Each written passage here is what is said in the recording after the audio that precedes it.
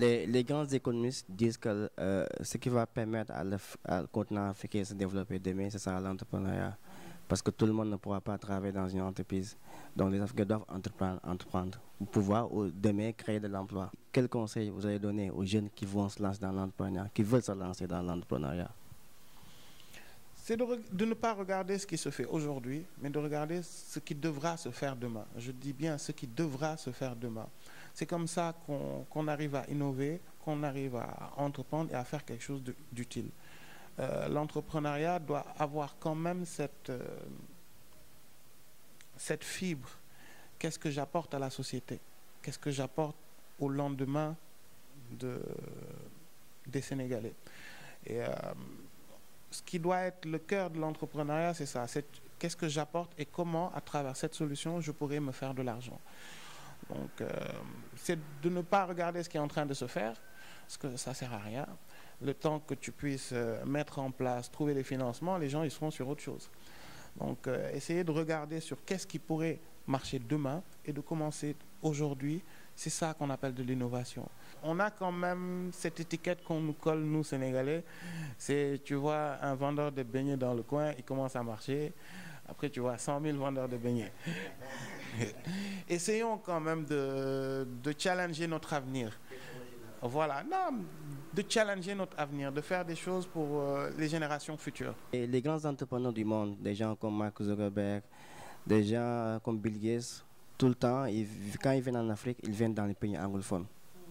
Hein? Donc, et moi, je me dis, mais pourquoi ils ne viennent pas dans les pays francophones? Est-ce que dans nos pays francophones, là, il y a moins d'entrepreneurs ou il y a moins d'innovation, comme vous le disiez? Qu'est-ce qui explique cela? Pourquoi ces gens-là investissent beaucoup plus dans les pays anglophones que dans les pays francophones? Bah, certains disent que c'est parce que la culture anglophone est beaucoup plus pragmatique que la culture française. Donc après ça, ça va de très très loin. On peut malheureusement pas refaire l'histoire, mais c'est vrai que les Anglais sont beaucoup plus pragmatiques, beaucoup plus dans le voilà. Donc même tu vois, si on parle des PME, des entrepreneurs, des startups, aujourd'hui, pourquoi investir parce que l'infrastructure est là. Aujourd'hui, nous avons maintenant la DER, mais ça vient d'arriver. Alors que dans certains pays, c'est vraiment des pôles, c'est des Silicon Valley qui sont créés. Et ça développe l'entrepreneuriat et ça pousse des gens parce qu'ils se disent, écoute, l'environnement est déjà là. Ces jeunes sont préparés à ça. C'est des choses que notre État devrait faire. Oui, on va dire oui. Moi, je dis, c'est aujourd'hui les incubateurs que vous avez aujourd'hui au Sénégal, je ne crois pas que ce soit l'État. De nom, ceux que je connaisse, Jocolabs, et je ne crois pas que ce soit l'État. Donc, c'est quand même le privé.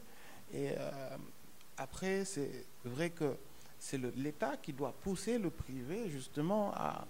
Mais c'est ça, globalement, les incubateurs, il faut donner la chance au maximum de jeunes pour pouvoir avoir au moins... Parce que si on parle en pourcentage, si tu as une probabilité de 10%, c'est-à-dire qu'il faut que j'en pousse 1000 pour que j'en puisse en avoir 100 de très très bons. Donc il faut développer l'entrepreneuriat, il faut pousser la connaissance. Un jeune qui entreprend est un jeune qui a une connaissance. Il faut développer la connaissance. Aujourd'hui, on connaît les problématiques qu'a eu l'éducation, en tout cas l'enseignement au niveau du Sénégal. Donc on a ce gap et ces freins qui font qu'on a un effort supplémentaire quand même à faire chez nos jeunes pour pouvoir rattraper ça. Comment appréciez-vous le journal Africa Logistics Magazine? Je pense que c'est un pas de plus aujourd'hui. Avoir déjà un magazine, ça veut dire avoir déjà la possibilité de regrouper les acteurs, de regrouper des connaissances, de parler sur certaines problématiques. Et c'est un début qui peut permettre et qui peut aider en tout cas le secteur à mieux se mettre en valeur et à beaucoup plus avoir de la valeur ajoutée pour les étudiants, pour le fait qu'ils sachent que finalement, transport et logistique qu'on a pris en 3e année, c'est pas juste les incoterms, c'est pas juste du transport. on le vit et on le perçoit à travers notre propre économie. Et voilà, donc pour ça, je crois que c'est une initiative à saluer et à encourager. Et voilà, j'espère très bientôt, en tout cas pour 2019, voir certaines innovations qui seront pour le secteur, en tout cas, d'une forte utilité. Bon, nous sommes à la fin de notre interview. Quel mot pouvez-vous donner aux logisticiens qui vous écoutent? Bah, déjà de les encourager, hein, parce que bon, la logistique, les gens ne le savent pas, mais on n'a pas d'heure. Donc, c'est les encourager, les pousser à beaucoup plus être dans la mutualisation. Il faut qu'on travaille entre nous. C'est très très simple. Si nous ne le faisons pas, d'autres le feront à notre place. Donc, je crois que c'est quelque chose d'important. J'ai un ami qui me dit, qui aime bien, il me dit il y a à boire et à manger. Ce qui veut dire que le secteur est assez grand, les perspectives sont assez grandes pour tout un chacun. Donc c'est à nous de nous fédérer, de nous regrouper, parce qu'une voix personnelle ne peut pas être entendue. Par contre, quand c'est un regroupement, c'est réellement l'ensemble qui parle.